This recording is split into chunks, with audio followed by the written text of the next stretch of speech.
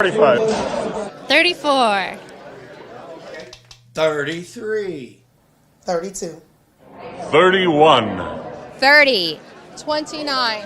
28. 27. 26. 25. 24. 23. 22. 21. 20. 19.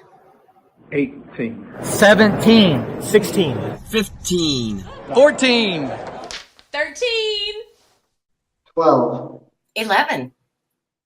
10. 9. 8. 7. 6. 5. 4. 3. 2. 1. It's time for mouthwash. Giddy up.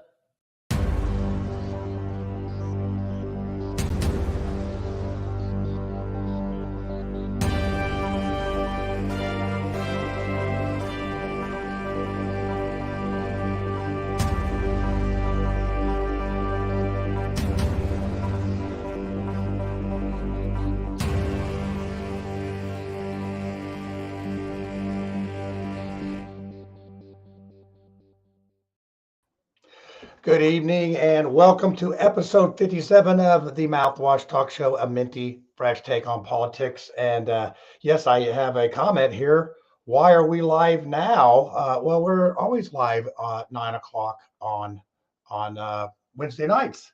Or I'm sorry, Tuesday nights. You'll have to excuse me, my voice. It's not as good as usual. I thought I was going to have to call Tiffany in off the bench to sub for me, but I will man up and struggle through this with you tonight. But hey, what better timing than talk about inflation? We had actually planned this show a couple weeks ago when I went and saw a friend of mine, Kurt Harrison Miller, talk about inflation and the dollars at a coin collectors meeting. And I thought, wow, this would be really cool to do a show on, since stuff is sort of getting a little higher. I think it'd be great to have him come on and explain some of the stuff that I was just so interested in hearing about the 1920s and how Germany was printing money faster than it could. The value was going away as fast as they printed it. So I'm going to go ahead and first I'm going to thank you for tuning in tonight. And thank you for getting our show growing. It seems like we cover some topics, and the way we cover it seems to be, like a minty fresh take on politics. It's something that folks are enjoying because we try to keep it simple most of the time. Every once in a while we have a little blow up, but hey, that's good. So anyway, without any further ado, I'm going to bring Kurt on here. I think I see him back there. Yeah, there you are, Kurt. How are you doing tonight? Go ahead and unmute yourself there. Thank you. Sorry about that. I'm doing great. Thank you for having me on here.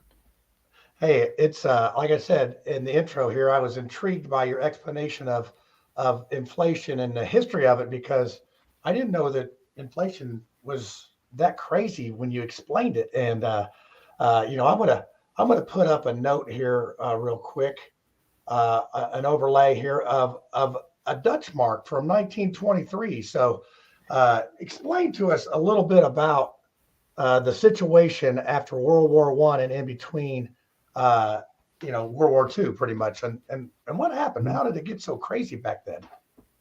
Yeah, so one of the big issues that I didn't know about until I started researching this topic for my presentation last month was that Germany financed the war through debt as opposed to paying for it by levying a new tax, which is what France did. They put it on an income tax, and the United States did as well around the same time. But Germany borrowed all their money, and so they thought they had a very good shot of winning, and lo and behold, they did not, obviously. And then they had to come and pay their debts, and they were not able to do so. And there was a large-scale catastrophe, basically, that came as a result of a large variety of factors, one of them being the Treaty of Versailles. And that led to inflation and then hyperinflation, which is something that is probably the worst case scenario for that. So hopefully we will be avoiding anything close to that. And so far, I feel like we're still a long way away from something like that, but it is always interesting to learn about. Yeah, so they were printing out 5 million marks. They were printing out $5 million bills pretty much, and larger. and larger, and that would buy what, a loaf of bread? Just like it. Then that's one of the crazy things. The exchange or the values would fluctuate so quickly that there was not really a good way to keep up with that. Some days 5 million marks would buy you a loaf of bread. The next day you'd need hundreds of billions.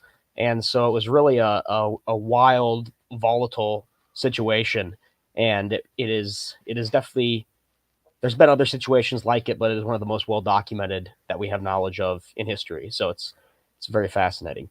Yeah, it is fascinating. And that's my question now before we bring the panel on is, how did you get so interested in these monies? And you had a big display of monies you've bought over the internet and through time. And I guess you could still buy these notes online and you don't have to pay a whole lot. I don't know how you cash them in, but what made you get interested in this topic? Yeah, it was really my grandparents. My maternal grandfather, he's American, and he started taking me to the coin club when I was a little kid. And so I started going with him, took me there every month for about 12, 15 years. And my German grandmother on my dad's side, she would give me some of these notes, and that kind of sparked the interest I had in that. And so I've always been fascinated in it through basically family. Giving me the junk currency, and then I enjoyed it enough that I wanted to learn about it. So I have some old silver certificates that my grandparents and before they would visit Mackinac Island for some reason and write the date on the silver certificate up in Michigan. So I have no idea what the story is behind that because all those folks are long gone. But it is interesting how we get these things passed down. So I'm going to go ahead and bring on the panel here. We're going to change this up a little bit. We're going to put you on the spotlight, and then I'll bring on the people. I think I'm going to bring Lucy on first. Let's see. Lucy, how are you this evening? I am doing great. I'm broadcasting from my car tonight, so please let me know if a little or don't stream well, and I'll switch from Wi-Fi to the 5G. Yeah, your lighting is better than usual. Maybe you should go to 4-H more often on that. And there's no plastic in the background like a mafia hit. So, hey, I think that's a plus. So as some of our viewers may or may not know, Lucy has 10 kids. So she is often juggling kids around to different places. So that happens. Look at her. Don't act all shy. Everybody knows better. So it's good to have you on tonight. So I want to go ahead and bring on Tiffany next because we'll save our best and most lovable panelists for last, right? Because he might be going away in April, so we got to be nice to him. So Tiffany, how are you doing this evening? I'm doing so great, John. I can't believe what a hero you are for muscling through, having a sore, scratchy throat. Oh my goodness. Does mommy's baby need some ice cream? Oh, I'm just glad I didn't tell you before the show. You probably would have a special video for me of a pity party, a little violin or something. Ed'll probably have a little violin, for me. I'm sure of that. Well, last time you made comments like that, it didn't work out so well. So you might want to mind your P's and Q's. I know, right? Yeah, I bumped into George on Friday, so he might be getting a little bit too comfortable in my chair. So I do have to be careful. He does enjoy the show, and people enjoy him. So let's bring on the big teddy bear now. Ed, how are you? I'll put you up there where you belong. I don't have a violin, but I'll break out the coffee cup. Is it too early to put my Russian hat on yet for this? Because it's getting awful cold in here all of a sudden. So, but no, how are you doing up there in the northern part of the state? It's probably still 20 degrees up there? I don't know. I'm working from home these days, so I'm feeling kind of warm, but there's no snow on the ground, so I got no complaints. Good. Go ahead and tell us you haven't been out of the house for 3 days. It's okay. We won't hold that against you. But hey, we're going to welcome Kurt tonight, and hopefully you got some inflation questions for him. I mean, this is pretty timely. Gas hitting a record. They're talking about it's going to be a record, but I think the gas prices are raising faster than a 1923 Dutch mark. So, that's what it is. So, hey, Lucy, we'll start with you on a question about inflation. I know how much you love the Fed. Well, I am a libertarian, and like most libertarians, I despise Keynes and I posit the Austrian theory of economics. So, Kurt, since you're here as the expert tonight on inflation, why don't we go ahead and ask you how to define inflation, and then I'll let you know if I agree with you or not. Sound fair? Sure thing. So Right into the fire, baby. I guess, yeah, I definitely have was not expecting this this exactly to be the format. So I will do my best. I'm excited to be the person being interrogated here. I'm happy to be so. For me though, inflation is, I define it as the decline of purchasing power of a given currency over time. And so that's the definition that I've always gone with, and I see it as how a certain basket of goods and services selected as an average in the economy over time change when measured against an objective measure like the consumer price index. So that's how I've always seen it. But I also I don't claim to be a true expert in that subject, because I definitely am always open to learning new things. So I definitely would always entertain new definitions, because I would like to find the best possible one. That might be my fault for pumping you up as an expert, Kurt. I like to build up. Yeah. I like to build up our guests and then let the panel knock them down real quick. But no, that's why I'm going to start with Lucy.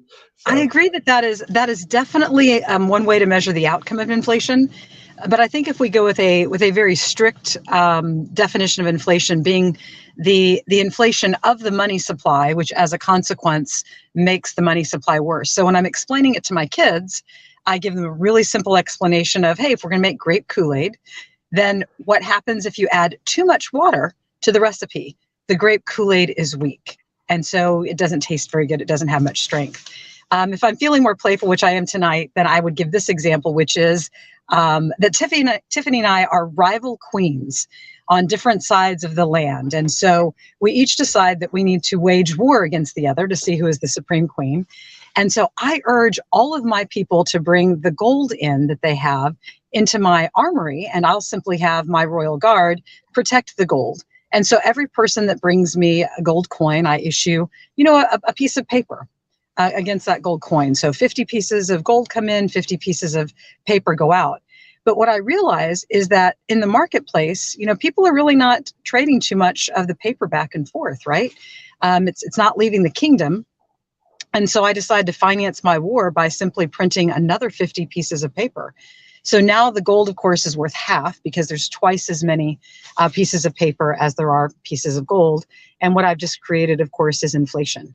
Now, at first, it's not noticed, but then as my mercenaries are out and they're spending that money and buying extra shoes, what does that mean? That means that, sorry, I'm getting this stuff on my phone from the kids because I can't get away from them, not even for this. They're texting me. What that means is that now there are more dollars that are out there chasing those goods and services, and it makes the currency weak. So a lot of people conflate inflation with supply and demand. And so that's something that we struggle against as libertarians. So best book I can recommend out there is Lightning Over the Treasury Building by Eustace Mullins. Or you could also read The Creature from Jekyll Island by G. Edward Griffin. I've heard of that one. Yeah, redpill.org, I think, is his website. He's still alive. He's getting up there in years. But once you figure out and find out how the Fed was created and who was married to whose daughter and Nelson Rockefeller and all those good people, you really start to realize that we've been screwed from the very beginning. So that's my take on inflation. Yeah, and Lucy is our expert on the Fed, I would say, and her disdain for a lot of it. I am no fan of the Fed by any means. So that is definitely something I agree on. I definitely was I've always been a fan of anything that goes against more printing of any money, because I'm a big proponent of the gold standard, even though that is at this point in our society sort of a fantasy that I do not think will ever be achieved, but I can still dream nonetheless. Yeah, well, and speaking of the Fed, that's who prints our money. I'm going to go ahead and put a graph up over, and we can talk over this as I put it up. And this is the monetary supply that, basically at my birthday, 1960, the money supply was pretty much at the lowest point ever at like 4,000 million or something like that, billion. And in the last, basically a couple of years, you can see how this has skyrocketed up to a bunch. And so, A you know, bunch. a bunch. I mean, it's more than I can spend in at least a week. And I was just like, why is that? Why do we have this this money supply going up? I mean, I know we have more people every day. I mean, we only have about 900 people dying and about 1,300 being born. So maybe we need some more dollars, but Nope. yeah, I know we don't. I'm just trying to put my head around all this. No, What we need are some strong light poles, an adequate length of rope, and maybe some tar and feathers for those that don't actually deserve death. But the way that they've stolen from us is beyond evil, because these people can literally print the money up out of thin air, and they can use them to build huge office buildings. They can use them to buy whatever luxury goods and services that they want and to support their amazing lifestyles. And then you and I get handed the bill, because not only are we, paying interest on money that was created out of thin air, but then we're paying the additional penalty of taxes and the tertiary penalty of inflation. So we literally have to trade our labor, our time, and our lives for a few of the green rectangles that they print wantonly. It is an absolutely amazingly evil system. And because we're so accustomed to using those green rectangles, people don't understand the full impact of that evil. Yeah, I think if you look at that graph, in 1964, that is when the United States ceased having any sort of tethering of our dollar to silver. That's when the end of silver coinage occurred. And even though some half dollars are still made out of 40% silver till the 70s, but the majority of silver ended in 1964. And I think if you look at the graph of dollars printed since that detethering, I've observed that the amount of dollars printed has just only exponentially increased over time. Well, and let's look at this graph here. This is an overlay of gold pricing and the money supply.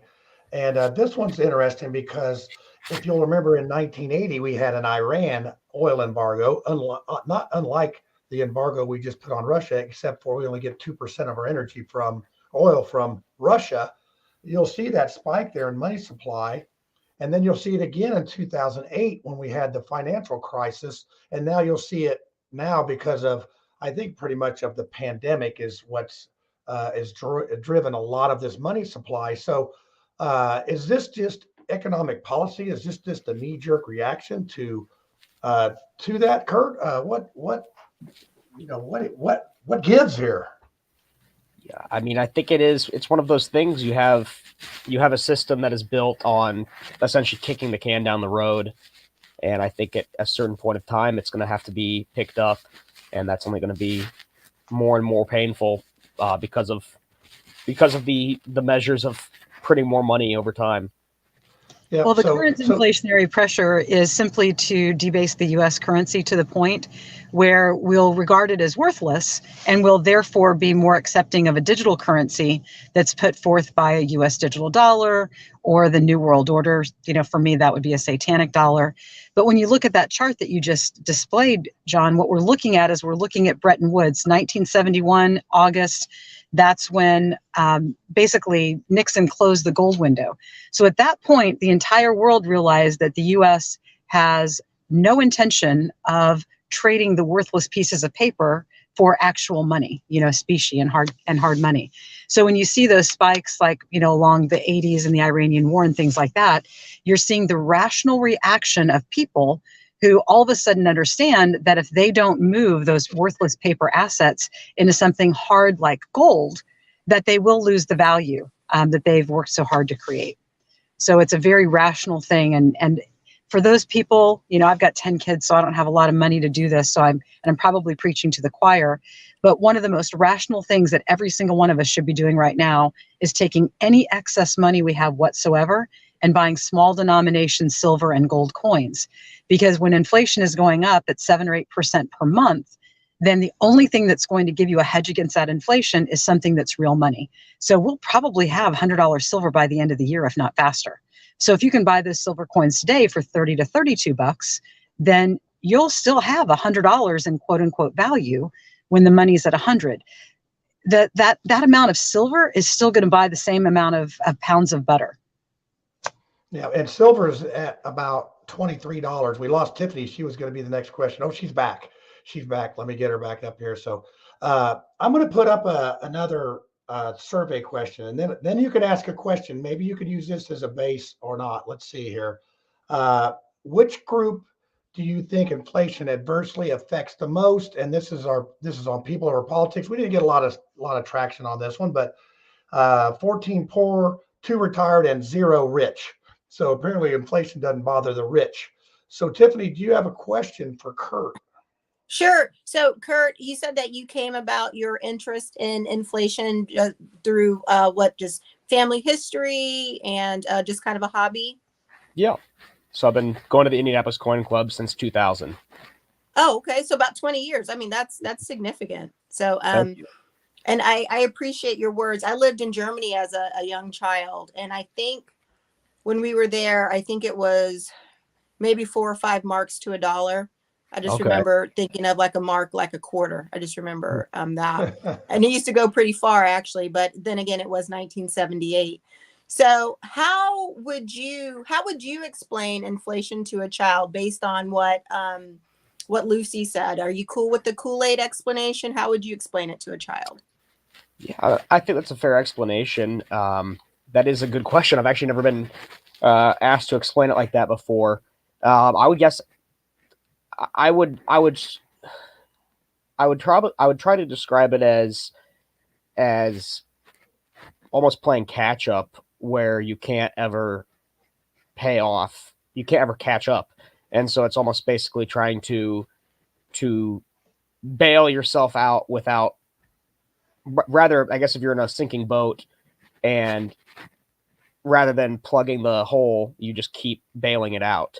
And it's just one of those things where it's just never going to result in a sustainable situation, because you're not addressing, you're not actually targeting something that is the underlying cause of it. And so I would struggle to put it in probably a way that a kid could understand, but that's, I guess, the closest I would do to it. Okay, because go ahead. I'm sorry. I was going to say, it's like, opening up your door, your dog gets out and you never catch him. So, I mean, that's like, that's really simple. And that usually happens here, definitely here in Mars Hill. Yeah. Because I tend to take kind of a little bit of a simpler approach. And it's interesting because like the dollar just doesn't go as far as it used to. And I think that, I took an economics class when I did my MBA, and, there's supply and demand and there's inflation. There's a lot going on. But I think that when we go to the gas pump and we go to the grocery store, we're seeing a lot of changes. And I think that it's really starting to hurt people and get their attention. So I got a half a tank of gas today, and I had to tell my car that she might not ever get the good stuff again. So I filled her up with the good stuff, and I rubbed her belly, and I'm like, this might be the last drink you get of this. Not necessarily inflation, but more recently, just a supply and demand issue. The Biden buck at the pump that we experienced last year, that was more of an inflation kind of thing, and post-pandemic things going on. But I just think it's so odd that that I would spend like enough money to buy a pair of shoes to get a tank of gas. Because so how much was premium gas? I saw $4.25 today for regular. So yeah, I paid $4.85 a gallon. And I only got like half a tank, and I was like, oh, I'll stop it at 25. Oh, I'll stop it at 30. Oh, certainly she's gonna stop at 35. And she went up to 40, a little over 40.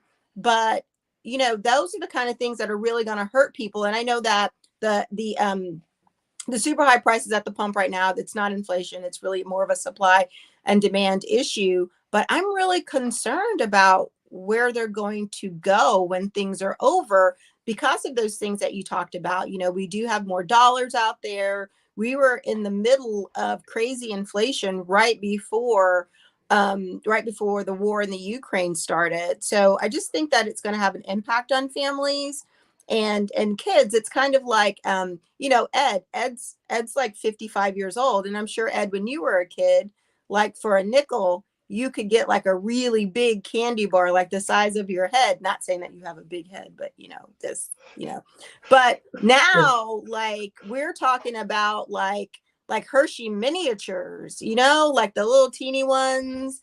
And then you have to just eat it slow because it's so small. I mean, there's a lot going on that that's going to affect families. It's going to be really, really painful for people. Yeah, and one of the things that you may not know, and this is the kind of stuff you learn on this mouthwash show, is Pringles actually made their chip more curved so that they wouldn't have to put as many in the Pringles can. I'm telling you, they got a lot of tricks to do this. And you know what? Now we're going to go to Ed because I'm really tired of Ed dominating the conversation, but I'm going to let him talk again. So Ed, I know and I had you go last because I love to see you struggle to come up with another question because I'm sure that Lucy and Tiffany asked your question.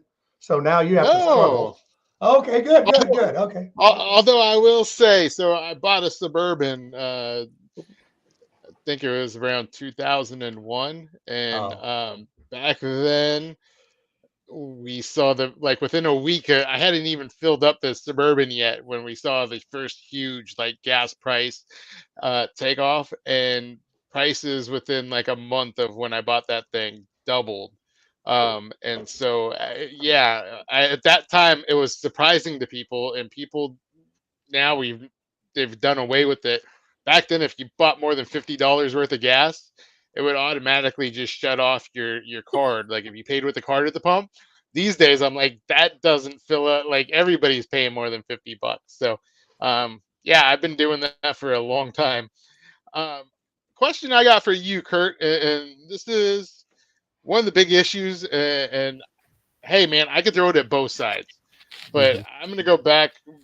One of the things that struck me in your intro was I always go back to the fact that we put two wars on a credit card. And that, like, when you're talking about Germany doing the same thing, talk to me a little bit about, you talked to me about the collapse of the German economy. You talk to me a little bit about the rebound, the other side of it, because to me, like, I see obviously there's a lot of parallels there. And so can you talk a little bit about that? Good question. Yeah. So I guess it's one of those things when World War I ended, there was such a punitive result out of the Treaty of Versailles, and Germany was required to pay for the war that they started. And so they ended up not only bearing the brunt of all of the damage from the warfare, but they also had to then pay the debt of the financial burden. And one of the interesting things was what greatly exacerbated the severe problem was Germany. The Germans had a general strike that was organized by their government, and they refused to pay the debts. And as Thor mentions, the coal region was taken by the French, the Ruhr region, which was one of the industrial regions, and the German economy was suffering. And in the midst of inflation, the German government organized a general strike, so all labor in the country stopped working, and the German government still paid them. And so it was a fascinating situation in which you had basically the entire government being propped up artificially, and then there was no services being offered by that government either. And so that sort of was the tipping point where then you started to have rioting, and ultimately they passed a series of reforms for the mark, specifically related to bringing the amount of currency down and resetting a stable rate. And I am not well versed enough in the econometrics that made that possible, but I know that it was a thing that then also played into the subsequent Nazi Germany rise to power, So it was definitely I don't know how well the troubles were necessarily cured through economic means, or how much of it was sort of a political shift in the German situation that also allowed the rebound, such as then going to war, and then preying on other countries throughout Europe. So I definitely think it has been something that's good to watch. It is definitely a pretty unique situation. And I think there are definitely parallels to be drawn, but there's also just as many distinguishing situations as well. Yeah. So I want to put in a people over politics question here.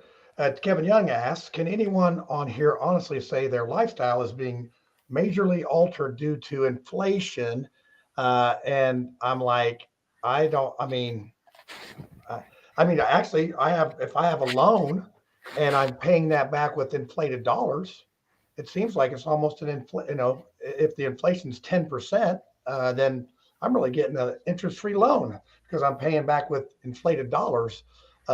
So maybe that's a positive, but does anybody have any other maybe negatives that this inflation is? I mean, I got to get a bigger wallet now and, to carry my cash. But other than that, The answer is, I think, something like not yet. Inflation doesn't hurt yet. But what has to happen as it's more expensive to live here and the dollar does not go as far, you have to ensure that wages follow. Because if wages do not follow, then it will be very painful for people. One of our favorite topics is always the military, and people have different ideas about that. But when you get like a 2 or 3% cost of living increase and the rate of inflation is 7%, you can slowly see how that money is not going as far. And kind of like what Kurt was saying, you get behind and you can stay behind. So that's the thing, is that it may not be hurting anyone yet. I loved the first question that we put on there about it hurting poor people more than, well, poor people and retired people. People on fixed incomes, they're going to feel it harder and faster because their COLA is probably 2% on Social Security.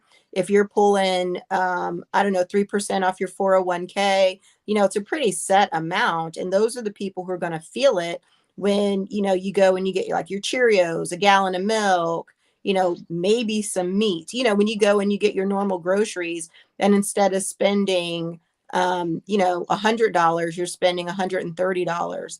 That's going to really hurt people on fixed incomes. Just my opinion. yeah.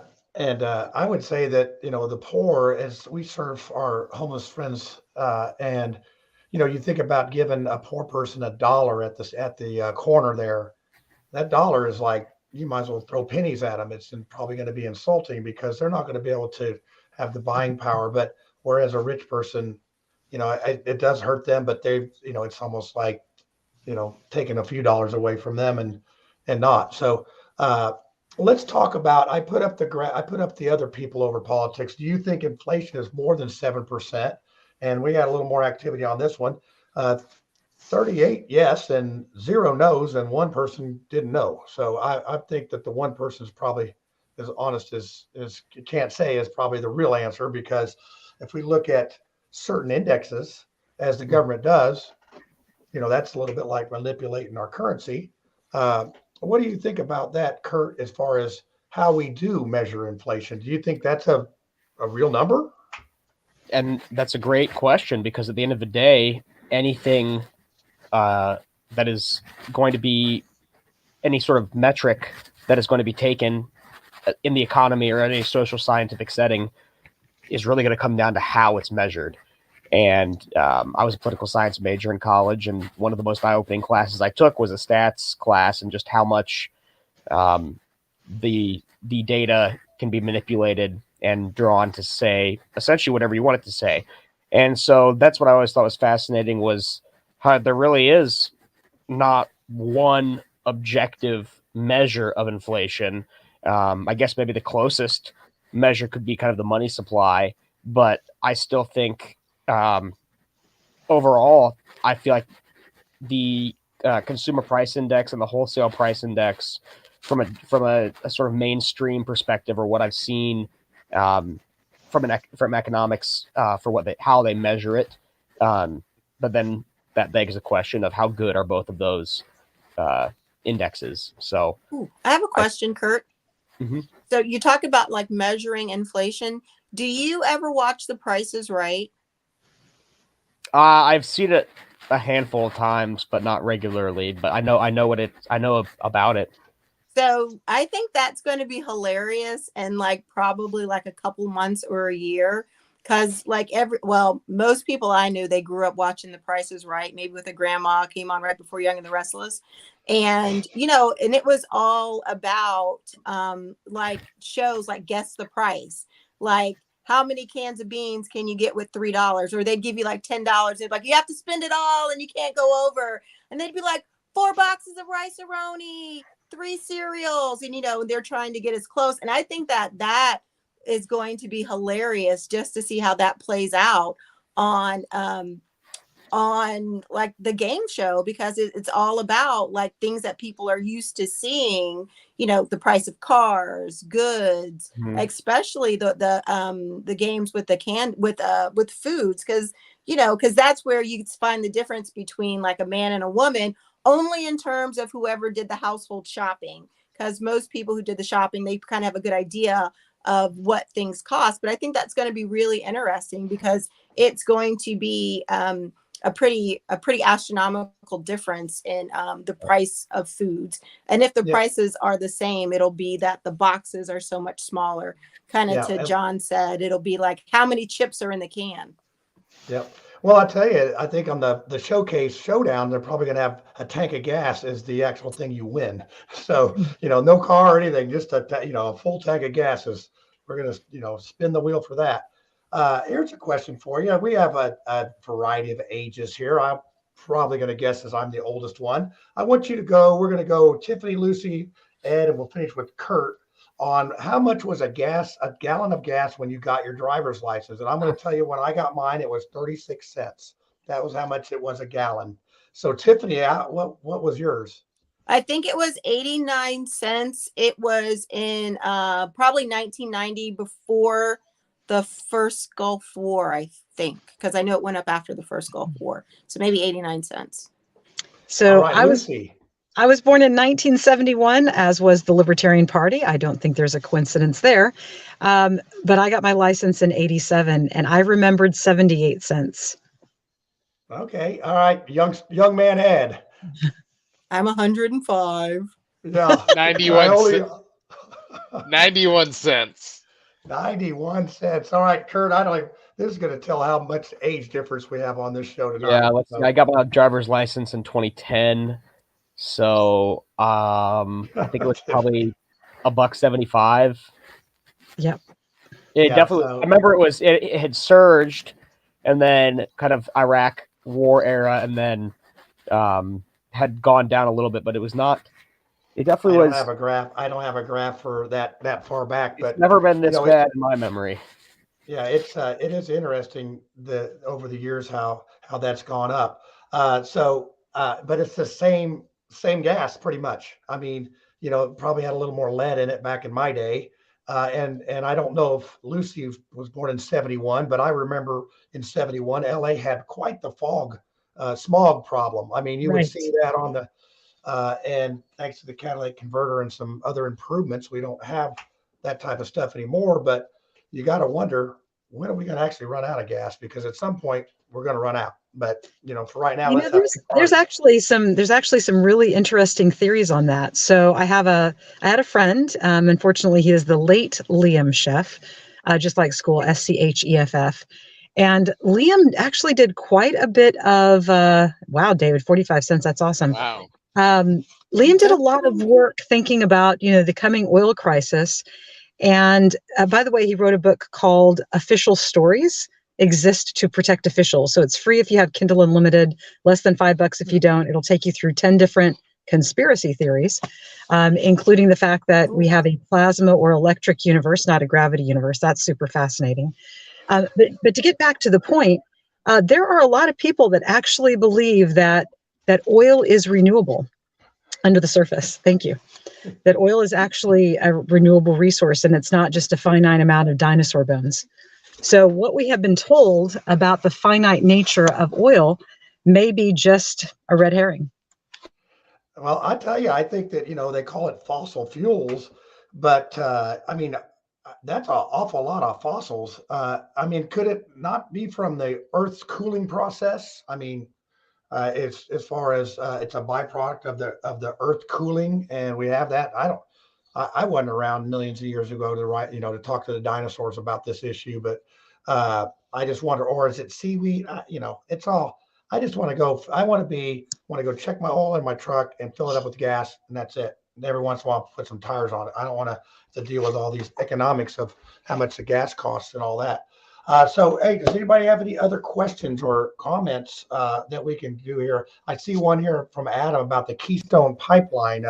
Do we want to talk about that? Is that really causing this problem, the Keystone Pipeline being shut down, or is it more than it is?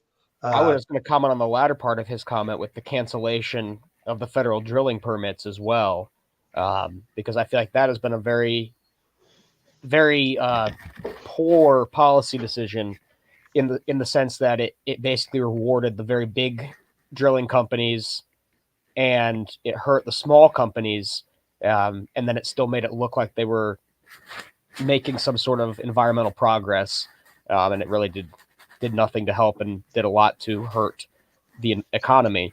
And that was with the cancellation of the permits for drilling on property. And if you remember right, President Obama, he sort of did the same things about canceling some things. And I listened to the meme going around about Jen Psaki, the press secretary, and she says, "Oh, we have 9,000 permits to drill on land, but they're not giving out the drilling permit, I guess, to do that." So I don't know. It's all word salad, wordsmithing on some of the stuff. All I know is gas. Everybody knew gas was going to go up, and here we are.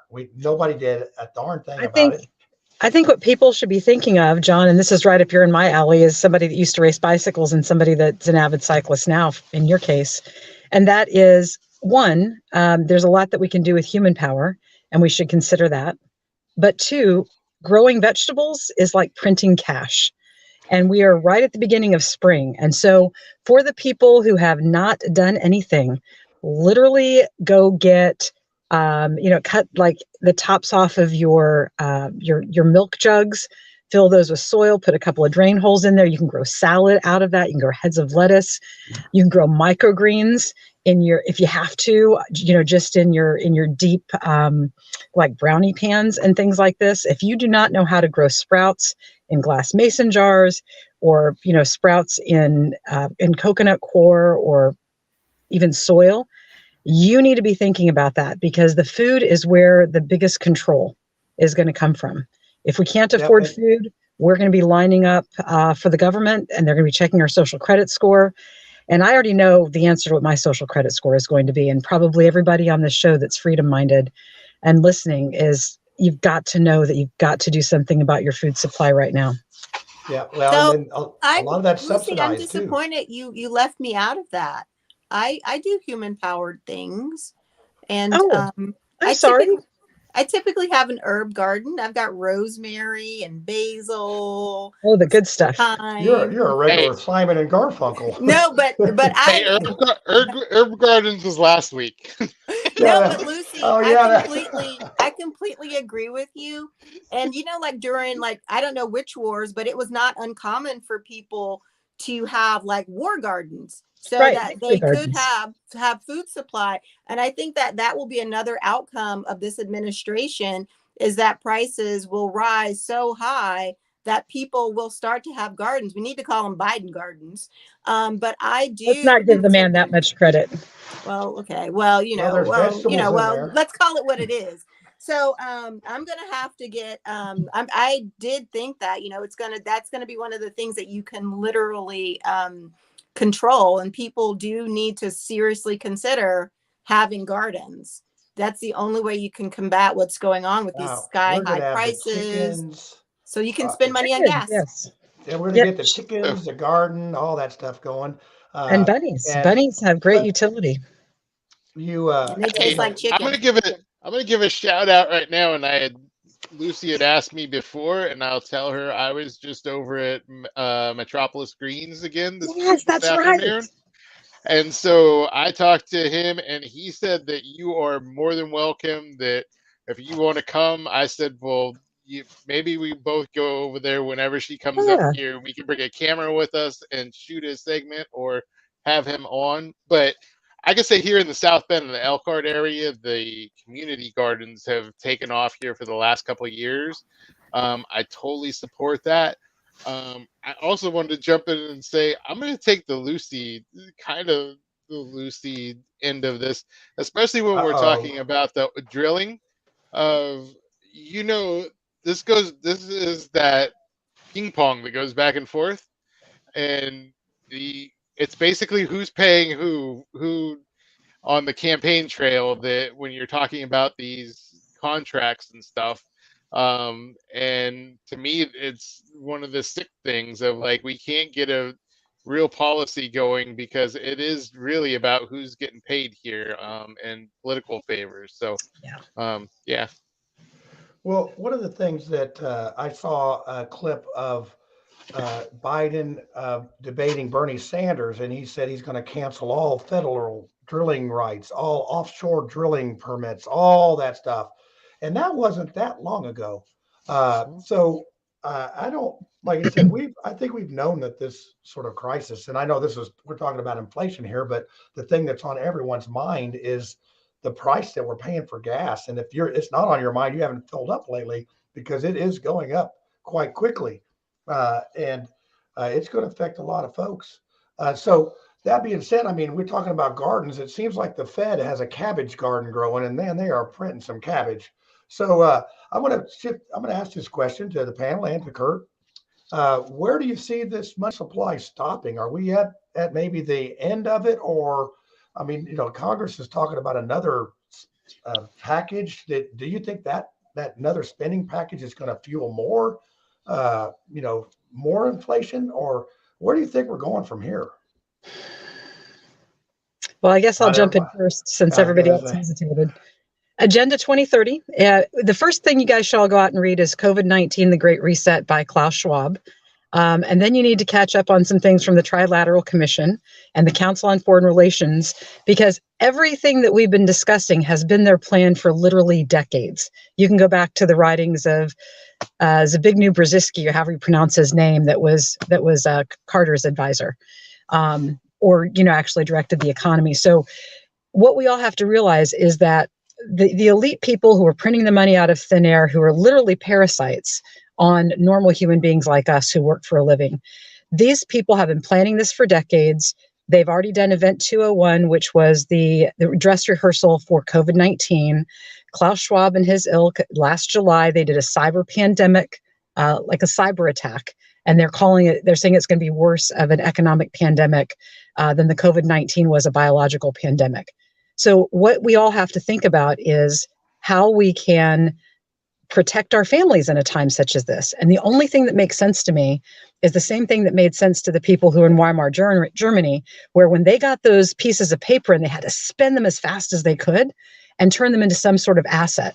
So anybody that has extra money, they should be buying seeds, soil, small denomination silver and gold, and to make sure that as quickly as you can get out of the paper money into something, even if it's gas cans with some fuel stabilizer. We're complaining about $4.25 today. In a month it could be $6.75. So what if you invested, a few $100s in gas cans and gas and some fuel stabilizer? Maybe in July you'll still be pouring $4.25 out of your gas cans instead of $8.25.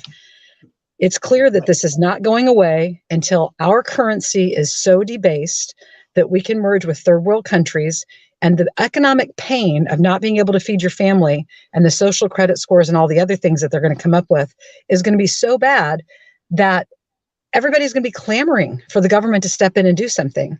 And the moment you start stepping in, they start stepping in, all of your economic freedoms are going to be gone. All of your digital dollars will be tracked. And just like we saw with the convoy and the truckers in Canada just a few short weeks ago, With facial recognition cameras, they can instantaneously identify you and cut off access to your own funds. So don't buy electric car. I'm not going to buy an electric car because I don't want them to be able to, just cut off my car and turn off my car. That's why I There'll be have a kill Prius. switches. And Yeah, I'm there'll be glad kill you could. switches on cars. I'm glad you could paint such a rosy picture, but I'm afraid you're probably closer to right than not, because Mr. Realist. it just can't. It just. I thought we'd never be talking about this type of stuff, and it seems like my biggest concern with them cutting off the power grid is how are we going to get this wonderful mouthwash show out? I mean, That's that is. I right. mean, I got a generator, so you guys better get a generator and some gas because the show must go on. And we must keep our people informed about real things in the real world, because where else would you get a discussion about inflation and what's going on ham radio? Where? Basically, Go that's get your where we are. license. We're hams on the radio, but they actually have been advertising lately for ham radio people, and I do have a friend that's one. But so hey, we're going to go ahead and wrap it up. And Kurt, I want to thank you for being a guest tonight, because I know I did bill you as an expert, sort of. And I've just been amazed at your interest in the inflation and the currency. And I just learned so much about Germany 1923 and how interesting it was those days to, wonder if you're going to be able to buy a loaf of bread for 5 billion Dutch marks or not. But we're gonna go ahead and do the conspiracy theory. I did do a survey on People Over Politics, and I asked, should we get rid of the conspiracy theory? And the no's, they sort of won, but there was a few yeses and a couple chastise about my teeth, but I can't help that. That's just how things go. So we're going to do the conspiracy theory, and full disclosure, I have nothing made up yet. Kurt, you're welcome to stay around. What about small talk? We haven't heard from our leftist friend for small talk yet. Kurt might be really amused by that. Yes, he will. It's almost as amusing if I did a Kermit the Frog imitation. Only if he's petting his cat. That's always hilarious. Yeah. So let's roll this small talk, and this show's going to go a little longer. It looks like. So we'll have a little conversation after one more round. You can talk me into it. So here you go. Small talk, and I don't want Mark to be mad at me. So let's listen to what he's got to say. Hi, I'm Mark Small. This is Small Talk for March 8th, 2022. Inflation. Is this a crisis that we're facing? No, it's not. Inflation is a factor of our economy. Prices rise, they fall. You have to look at the reasons for their rising and falling. By the way, we don't have a fixed amount of money. That's not what the problem is. We're printing more money, and more money is out there, and it's just getting inflated. That's what really wealthy people have said for centuries. They want to stomp down on people, and they want to keep the money. That's what's happened for the last 40 years. CEOs have gone from making about 80 times what an average worker does to about 300 or 400 times in major corporations. That means money is going into their pockets, and it's not creating more jobs. Trickle-down economics only worked for the people from whom the economics were to trickle down. Didn't work for anybody else. Now, what do we have today? We've just gone through a pandemic. We're at kind of the end of it. And we're finally realizing that some people's services, what they do, and some goods are worth more. And that's how a marketplace works. So instead of freaking out over having to pay higher prices for things, we should be looking at where money is going and how it is we reward behavior with, like, tax breaks, for example, or wiping out certain categories of taxes, like estate taxes. They're not death taxes. Now, when you look at all of that, then you realize that we're not facing a crisis right now. The crises that we do face are these. One, putting more and more wealth into fewer and fewer hands. Two, mechanization of industry. All those jobs that were around in the 1950s and 1960s, making cars, for example, those jobs are gone. A lot of them, just replaced by machines. Walter Reuther was head of the UAW. He entered a Ford factory one time with one of the Fords, not a car, a person. And the Ford said, see that machine there? That machine turned out, so many cars last year. And that's what that machine did. And we didn't need, except for 2 workers on that machine. And Reuther said, that machine didn't buy any Fords last year. We're finally realizing that people have value in their jobs. We should start to think about the jobs that they have had and the mechanisms that have started to replace them. How we even fight wars with machines now. Read Player Piano by Kurt Vonnegut. It talks about mechanization and people being replaced by machines. It's not a new thing, but we better address it now. Oh yeah, we better address the environment too, or else we'll die anyway. My name's Mark Small. This is Small Talk, Peace, Love, Freedom, Happiness, Nano. Catch me on Civil Discourse Now, 7 o'clock on Tuesdays on this Chateau de Marseille network. Bye. All right, so we had here. Let's get this. The order's not right here, so we got to fix some stuff here. Lucy in the middle. There. Oh, there we go. Well, he mentioned trickle down theories or Reaganomics that I studied in college, and I definitely want to put this up. Hold on a second here. Let's see. This was 1979 for me. I like this picture. This is a picture of me in my disco suit. Me and Nancy and Ronnie are chatting out front of our church in 1979 when the oil embargo was going on with Jimmy Carter, when he decided not to buy the oil. So I just do that in for a shameless. That's a cool picture. But he talked about trickle down theory, and that's where basically Reaganomics, where they gave rich people money and they trickled it down through the thing. Now, I would say that our stimulus checks, and by the way, if you recall, I think last year about this time, we were all getting one or two of the stimulus checks, and that would be considered trickle up theory, because they figure, and I agree with this. I mean, who spends money better than poor people?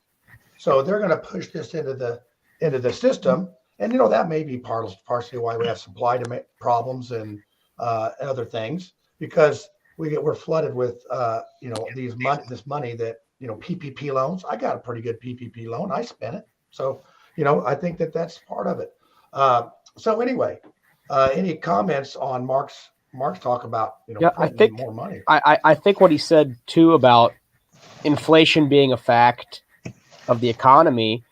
I think to an extent he's right. If you have an economy where you're based on fiat currency, and that's just a very unfortunate thing. But then in regards to trickle down economics, I mean, I think you can critique it all you want, but I still think it is the preferential system to the next alternative. No system is going to be perfect, but I still think it is better than centrally planned system. If you want to understand the difference in less than 5 minutes, simply go to econstories.tv. And econstories.tv did 2 rap battles between Hayek and Keynes, and masterfully done. And in less than 5 minutes, everybody that's watching this show, they'll truly understand why we don't need centralized planning and the monetary supply. It's brilliant. Well, the thing is when people lose faith in money, like they did say in 1929, and that is an historically low money supply. That was a combination of a lot of things coming together. The money supply was very, very low. The government still printed, they still had the gold standard. And the government didn't print anything. It was the Federal Reserve. Oh, the Federal and Reserve. Remember, we got 1913. We got the Federal Reserve because of Colonel Edwin House. And then what did we also get in 1913? We got the Internal Revenue Service. Those were all passed on December 23rd, Christmas Eve, when they only had the minimum number of people who've been bought and paid for.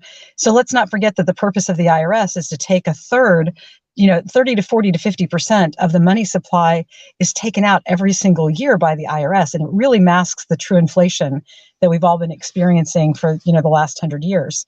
And also, of course, 1917, we were in World War I. Then we had the Great Depression.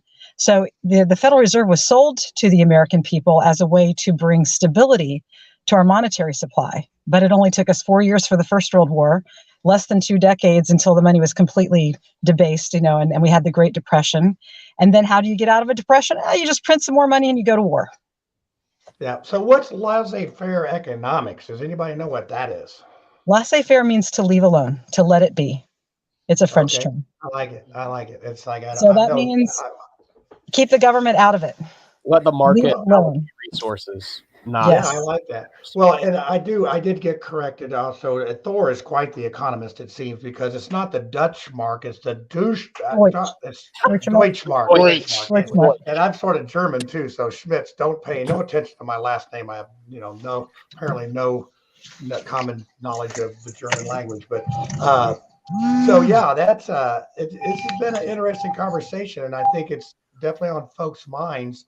So I just tell you right now, I actually looked up while Mark Small was talking. I looked up my conspiracy theory, so I have it in order now to do this. So I'm going to go ahead and play the intro to this, so you can get your tinfoil hats out and see what's up. So here you go.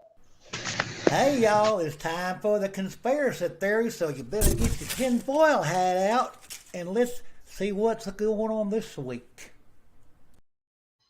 Oh, I don't know how we could end the. I mean, I just struggle with coming up with some stuff because I'm just not a real good liar about stuff. But so I'm going to go first because mine's not real. It's not real fancy. But this is a conspiracy I have. So the Federal Reserve in 1963, they took all the silver out of quarters, half dollars. Well, not all of it, but a lot of it. They took it out of. 64, 63. It's 221, 220, whatever.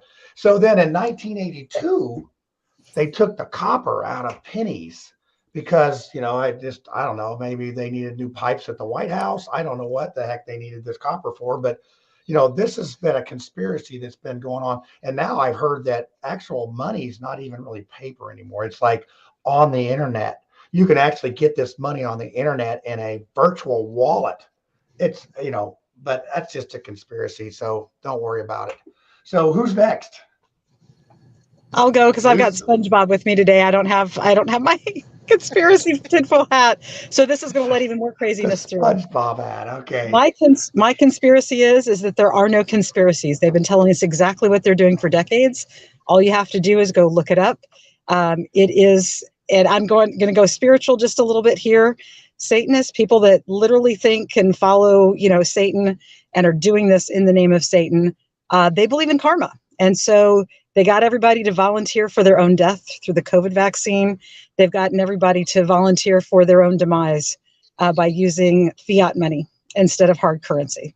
So my conspiracy is that there is no conspiracy, that we have known all the way along because they've told us so exactly what their plans are. All right, Ed, I've got to go to you. And I'm sorry, Lucy, you didn't put Bill Gates in there, so I don't really. Well, he's the top Satanist. He's at least at the top of the cabal. Bill Gates. Now it's there complete. We go. Now we're complete. Right. So go ahead, I was Ed. slacking. I'm slacking. Yeah. Well, you're in your car. I understand. You're not in your home court there. I get it. So I am going with Brittany Griner this week, and the fact that she got arrested in Russia 3 weeks ago for some hashish oil, which I find really, really interesting because Brittany Griner wasn't a one-time traveler to Russia. She's been playing for a Russian team since 2015. Has multiple championships. Yes, has multiple championships. One of the interesting things I find is if you go back 3 weeks ago, what were we talking about? We were talking about the skater in the Olympics from the Russian team that was dealing with a doping issue. Nobody's been busted more times than the Russians for doping. I am going with the conspiracy that was a hit job more than anything else, that they targeted her to make her an example in the middle of all this. So yeah, my thoughts out to Brittany Griner, and hopefully we can get her home sooner than later. Yeah, 10 years in the gulag. She's a little bit tall. That's not going to work out. Those gulags are short. I mean, when I was in there, I couldn't stand up straight for weeks. So Tiffany, these so far, I haven't heard a conspiracy yet out of any of these that we've had so far, considering that this is the conspiracy theory moment. So well, as always, I do not have one, but I completely agree with Lucy. That there are no conspiracies. I think that we know and we can see everything that's going to happen. Seems like everything goes in cycles, and to predict the future, you just need to be a really good student of history, because comes back around. That's why I've got the bell bottoms in the closet. Got the platform shoes. You don't I want to got be some of those flip flops, the black ones with the rainbow in the middle. It all just comes back around. And I do. So you're saying my hair's coming back? Not that. Well, not on your head, maybe on your back. Oh, wow. Dang, that got tough. But I do think that we do need to be a good student of history right now just to understand. My heart goes out to the people in the Ukraine. Hopefully that country does not fall, because any good student of history knows that it will probably just be the first in a line of dominoes. So maybe we should be talking about that next week. Is Yeah. Putin really the bad guy? Or is it the boy. NATO Oh, yeah. Well, expansion? hey, speaking of next week, Lucy, we do have Alex and Kurt. You might know Alex. He's Serbian. I believe he works downtown, and he's going to be our Juricic? guest. And yeah, I can't Yep, say his he's last name. good How do you friend. say it? Alex Juricic. Yeah, Juricic. Yeah, I'm gonna practice that. He went to all law week and school with butcher Adam it. and I. Yeah, he's pretty well known in the Serbian, and we have a lot of Serbs and Croatians that are living in the region up north. A lot of that's an area where there is a lot. Ed might have a neighbor we just don't know that he could get to come on. So he's going to come on, and he's going to talk about this conflict. So that was a good segue, Lucy. I got one more that I just made up conspiracy theory, and it actually has something to do with Bigfoot. And actually, Bigfoot, he's got a new fragrance out, and it actually smells like gasoline. And all the other women are saying, "Man, that's an expensive scent you have on. What's up with that?" And he's got a new job at the Fed. So, hey, that is conspiracy theory right Hey, there. John, before you sign off, we ought to ask Kurt if he's got a conspiracy theory he'd like to posit. Well, he could tell us a real one if he wants. I don't care. I mean, Yeah, I guess the worst one of all is the conspiracy to keep printing more money and have no intention of ever paying it off. So that's definitely a very unfortunate situation to be in. The fact. That pretty much rounds out our conspiracy moment tonight. And I think it's been an interesting show as usual. And we appreciate you being on, Kurt. And Well, hey, thank you. I appreciate you guys having me. Thank you so much. Yeah, anytime we need an expert on the economy or legal or anything, we're calling on you because anytime anyone is feeling interested in learning more about numismatics, Indianapolis Coin Club meets the third Monday of every month at the Northside Event Center. So it is always everyone is always welcome. And those guys weren't as nerdy as I thought they were going to be. I mean, no pencil protector pockets and none of that stuff. It was pretty cool. So hey, and if you ever want to donate your hair, you know where to come. Ed's got hair jealousy there. I mean, it's like, and I'm no, whatever. So. But all right, everybody. Well, thank you, everyone. I enjoyed being here. It was great to meet you all, albeit virtually. So have a great evening. Take care. You too, Kurt. Awesome. You Bye-bye. too. Come home, Bigfoot. All right. Bye.